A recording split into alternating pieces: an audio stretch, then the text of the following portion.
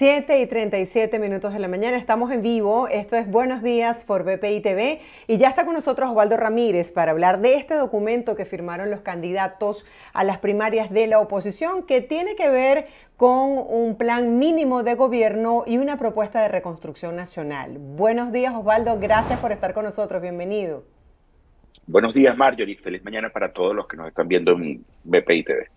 Gracias por compartir con nosotros tu visión, tu análisis de cómo se está desarrollando las primarias de la oposición hasta este momento. Quisiéramos conocer, hay mucha expectativa sobre ese mensaje del presidente Jesús María Casal sobre si se van a realizar o no las primarias y sobre todo este documento que firmaron los candidatos de la oposición. ¿Qué establece específicamente esta propuesta? Mira, lo primero que es entender que en ese programa mínimo de gobierno se plantea una especie de ruta, de pacto mínimo. Yo no me haría muchas ilusiones en función de pensar que todos los candidatos eventualmente pudieran respetar esto o no, porque sabemos bien que probablemente existan candidatos que participen por fuera y que no se comprometan con este tipo de cosas firmadas, ¿ok? Vamos a empezar por primero entender que el papel de un Estado mínimo, el papel de lo que implica y ese rol, yo creo que ese artículo nefasto en la Constitución que implicó el tema de la reelección para cualquier cargo, que ha sido objeto en múltiples escenarios de tratar de buscar eventualmente, si hay un proceso de democratización en el país, su eliminación, ¿ok? Y aparte de eso, el compromiso, primero por la gente, ¿okay? Yo creo que esto es loable, esto yo creo que es un paso importante, entender que la gente, que el sufrimiento del venezolano, que todo aquel que ha estado pasando por una crisis bastante compleja y entendiendo que Venezuela todavía no ha salido de esa crisis humanitaria compleja que ha atravesado desde por lo menos el año 2016, te permite a los candidatos decir tenemos que trabajar en función de revertir esta situación. Y quizás también el otro punto importante que lo habíamos visto durante algunas de las intervenciones en aquel debate en que participaron 8 personas, 8 candidatos, y sí, de cierta manera un compromiso por la estabilidad económica de Venezuela. O sea, tú no tienes una reconstrucción, tú no haces crecer a un país si eventualmente no reconstruyes económicamente a la nación. Y yo creo que en este punto los candidatos al final y sus equipos de trabajo encontraron ese punto mínimo. Como se llama en negociación, el mejor acuerdo negociado, y que al final del día no todos iban a poder imponer posiciones de política pública o de cómo hacer las cosas y explayarse en esos documentos que nadie lee, recordando esos planes de la nación que presentaban los candidatos, que eran documentos gigantes que el elector no terminaba leyéndose. Y además de ello, entender que es un primer paso para una armonía parcial de la oposición. Esto no implica que haya armonía real dentro de la oposición, pero al menos en la foto y en la firma se vio esa armonía o una especie de pacto de no agresión entre candidatos. Sí, quisiera conocer cuál es tu opinión sobre esos factores prioritarios que deberían tomar en cuenta los candidatos en su programa de gobierno. Y nos decías, cuando hacíamos el análisis justamente de ese debate o de ese encuentro entre candidatos, que se conocía poco acerca de sus propuestas reales para el país. A estas alturas de la campaña, ¿piensas que la población conoce lo que tiene para aportar a Venezuela cada uno de los candidatos? Y mira, yo creo que una campaña electoral se va sobre esperanza, se va sobre emociones. Una campaña electoral en general son esas dos ideas, fuerzas, cambio versus continuidad, peleando entre sí. Y la capa económica, la capa de prosperidad de la nación, del país, incluso la interpretación de si el gobierno es capaz de proveer ese bienestar terminan afectando más en algunos momentos a quien está en gobierno. O sea, si yo estoy en el ejercicio del gobierno y tengo un mal desempeño económico, generalmente el elector castiga ese desempeño económico, ¿ok? Y eso generalmente lo logran capitalizar el candidato o candidata de oposición. Estoy un poco planteándote qué Sí. sucede en la psique del elector en un momento determinado de cualquier campaña electoral, al menos en el mundo occidental. Ahora, y particularmente de estos candidatos, de estos 13 candidatos, yo creo que hemos escuchado relativamente poco de programa de gobierno, relativamente poco. La mayor cantidad de acciones de cada una de estas personas ha estado en girar país, darse a conocer, elevar su nivel de conocimiento. Obviamente, como lo hemos comentado, para elevar conocimiento tengo que dar las vueltas, tengo que tratar de generar ese impacto mediático, pero eso también me permite entrar en el terreno del agrado a la gente, de que la gente confíe en mí y de que eventualmente me vote. No es un asunto totalmente automático. ¿Ok? Y aparte de eso, en ese modelo de presentación, en ese gran camino, en algunos momentos, pocos candidatos tienen el tiempo para poder ampliar su mensaje en función de cuál es la política económica si llegan a ganar las elecciones primarias. Ahora, quedan 70 días, un poco más de 70 días, creo que ahorita sí vamos a ver un poco más de esfuerzo de algunos de los candidatos en decir, mira, tienes que confiar en mí. Y quizás aquí viene una paradoja bastante compleja. Muchos candidatos no tienen el tiempo para poder hacer crecer sus números en encuestas. ¿Ok? Prácticamente yo creo que la elección está potencialmente servida si llega a darse, esto es otra condición, pero si efectivamente llega a darse, yo creo que la front runner que hemos conversado en el pasado, María Corina Machado, ya ha comenzado a hablar de su programa económico lentamente también. O sea, no es una situación en la que tú puedas explayarte por completo, salvo que lo hagas en foros especializados. Y otro detalle, el elector no está buscando eso. O sea, el elector está buscando emocionalidad, deseo de cambio, entendimiento de ver si hay oportunidad de tener un país mejor, esperanza. Y probablemente por ahí van los tiros de todas las campañas. Quisiera conocer tu opinión tras la renuncia de María Carolina Uzcategui a la vicepresidencia de la Comisión Nacional de Primarias. ¿Crees que luego de su renuncia y sobre todo de los señalamientos que ella hizo sobre los motivos por los cuales renunciaba, de alguna manera se han movido las bases de la comisión? Mira, yo creo que la comisión ha enviado un mensaje claro. Las primarias se van a organizar.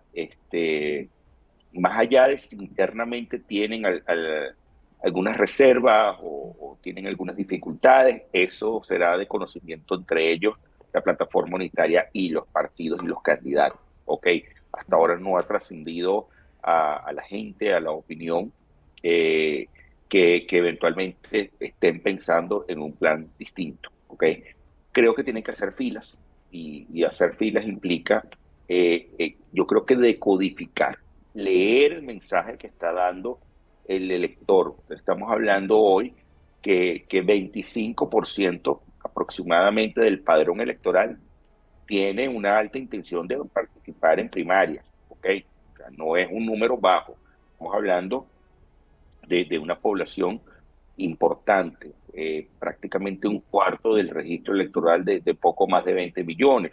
Eso hay que descontarlo por el voto en el exterior, ya lo hemos explicado en el pasado. Sí. Pero además de ello, el ciudadano elector desea que la escogencia del candidato sea por la vía de primaria.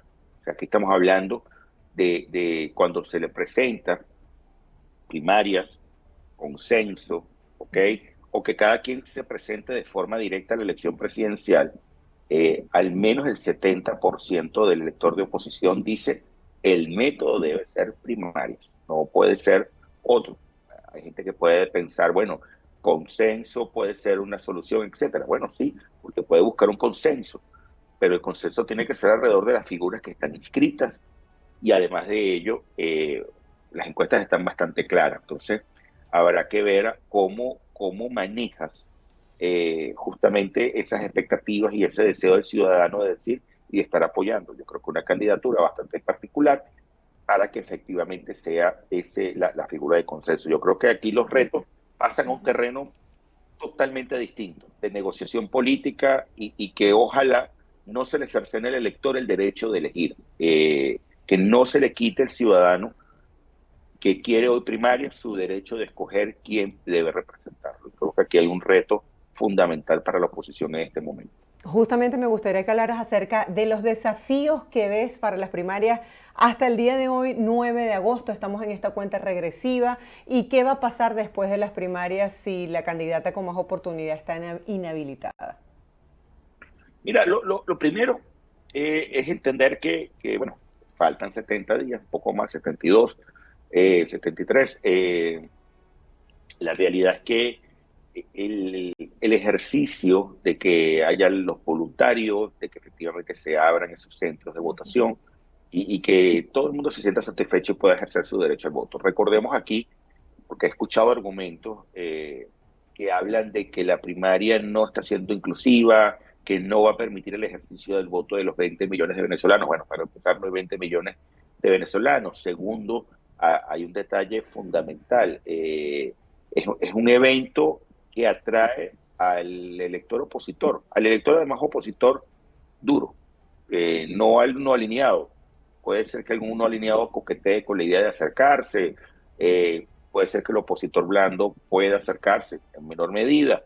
Eh, Prácticamente el oficialismo no votaría por un candidato de primarias en oposición. O sea, hay que entender que es como que haga el paralelismo, que la oposición vaya a votar, si hubiera unas primarias dentro del PSV, se acercará a votar en estas primarias. No va a suceder, o sea, no son este tipo de procesos. Eh, ese tema yo creo que te lleva a entender que ese primer reto es la participación. El segundo reto es llegar a tener un mecanismo que logre generar y permitir la legitimidad, aportar la legitimidad al candidato, la candidata, ¿ok?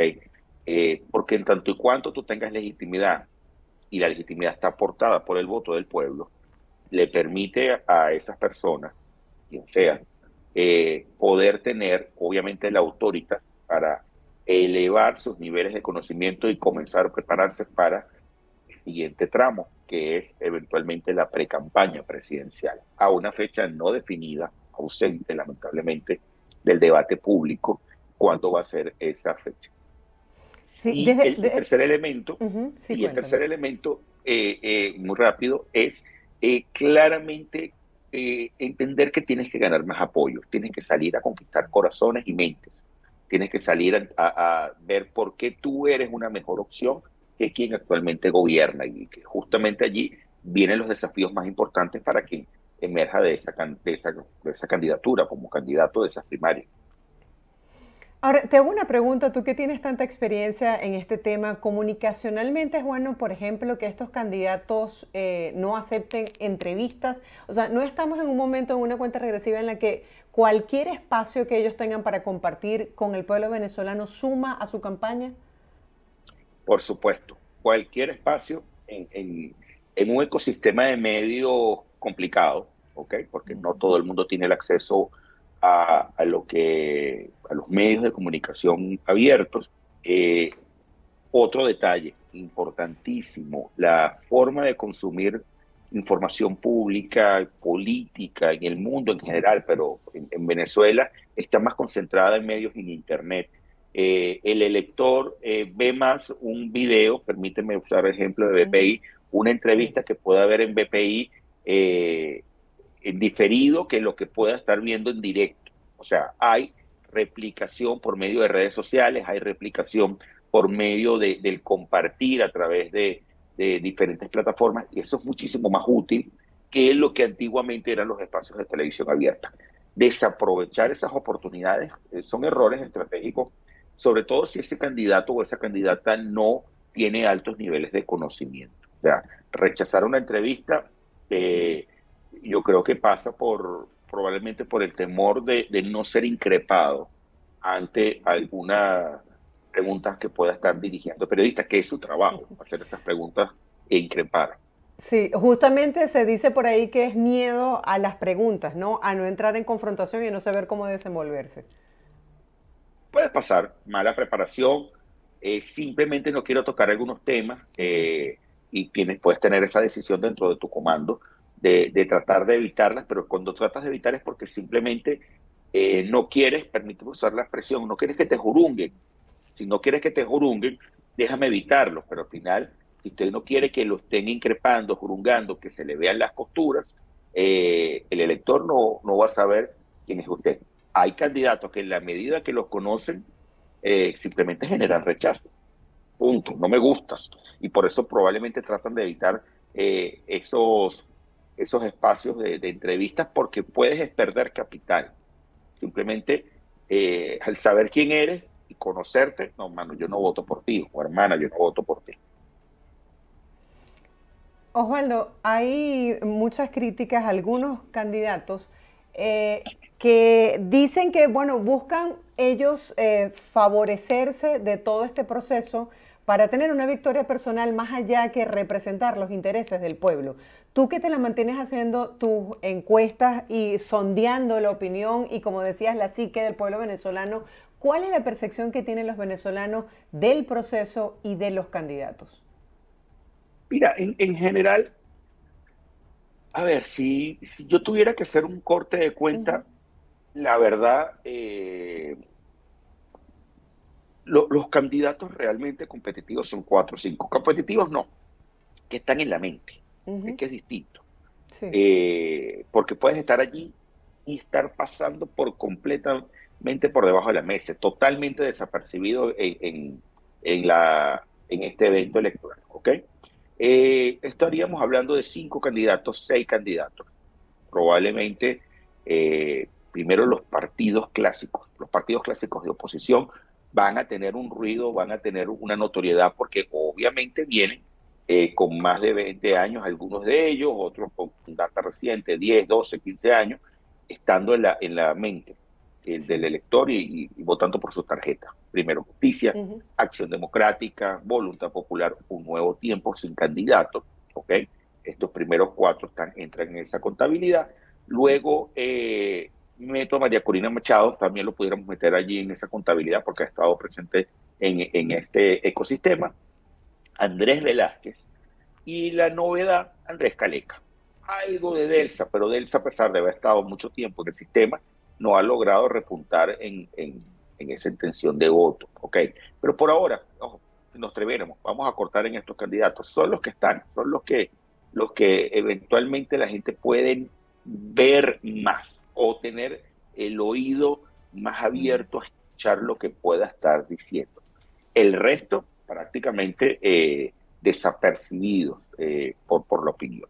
Lo segundo es que allí la mayoría de los candidatos eh, tienen que entender o tienen que tener el conocimiento de que hoy el elector está pasando factura, el elector recuerda, el elector quiere cambio, el elector está pasando una factura de más importante sobre los errores cometidos en el pasado y justamente yo creo que algunos candidatos no tienen cómo defenderse de esas posiciones, ¿ok? Y el último punto yo creo que estaría concentrado en entender que la dinámica política venezolana está cambiando y que amerita nuevas formas de comunicación con su elector y que amerita nuevas estrategias para recorrer el país y para dar a conocer su mensaje. Ya las campañas no se hacen como se hacían en el pasado. Ya hoy las campañas tienen la necesidad de entrar a tu celular y entrar en tu mente, ¿ok? Si tú no logras entrar en ese universo, vas a tener un problema porque ese realmente termina siendo el medio, el teléfono celular por donde el ciudadano está constantemente informándose de las cosas. Entonces, hay algunos que ni siquiera tienen campañas online. Hay gente que tú no ves Y ni siquiera páginas de justamente, Instagram. Osvaldo, ¿y qué tan difícil es cambiarle, por ejemplo, la mente a un candidato que está acostumbrado a hacer campaña, como tú lo dices, a la vieja escuela, de la vieja manera? No, Bueno, no es que le cambies la mente, es que es un error de campaña. O sea, tienes un problema de, probablemente por falta de recursos, de no tener consultoría especializada en eso.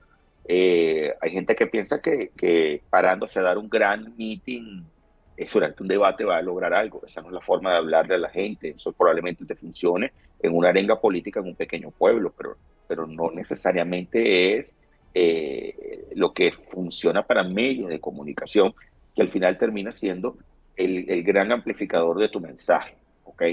Y hay gente que yo creo que se quedó anclada, no necesariamente en el pasado, se quedó anclada en un paradigma que no está resultando hoy.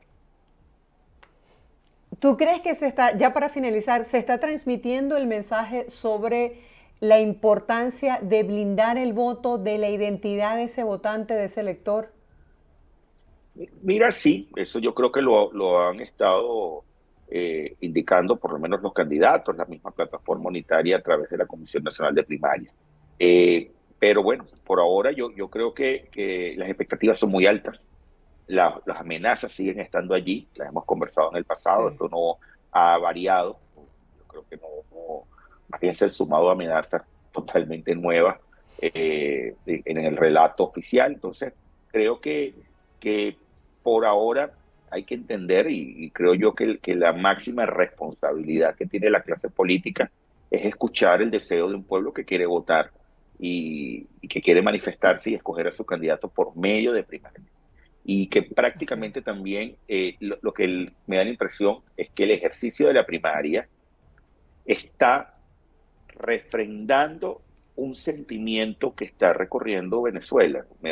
O sea, eh, eh, pareciera, permíteme usar este concepto muy comunicacional, que había una espiral del silencio que no lograba trascender al torrente mediático, porque estaba allí una corriente submarina bien importante y que efectivamente ese deseo de voto, ese deseo de cambio, y que estamos viendo reflejado en las encuestas, en la candidatura de María Corina, que no lo estaba midiendo hace 3 meses, 4 meses, no era de conocimiento de todo el mundo, hoy pareciera que la primaria simplemente es ponerle el sello de ejecútese a esa candidatura. Ok, pareciera que el ciudadano y el elector ya tomó un partido bastante importante, o sea, tomó una decisión firme y cada vez más gente se parece estar sumando a ese sentimiento. Habrá que ver qué hacen los partidos, habrá que ver que efectivamente hasta dónde si se suman o no se suman y qué hace cada una de las partes del resto de la esfera política. Oficialismo, no alineados, personas que están por fuera de los partidos tradicionales, que están por fuera de la plataforma unitaria, porque cada vez ese efecto contagio pareciera ser mayor. Sí, así es. Vamos a ver cómo se desarrollan los hechos. Gracias por tu tiempo y por compartir con la audiencia, como siempre, tu valioso análisis, Osvaldo. Feliz día. Feliz mañana para todos. Gracias por la invitación. No, gracias a ti. Era Osvaldo Ramírez, analista político venezolano, hablando sobre temas que son noticia en nuestro país. Vamos a hacer una breve pausa. Les presentamos de inmediato el pronóstico del tiempo en Venezuela y en breve estaremos de vuelta con más de Buenos Días por BPI TV.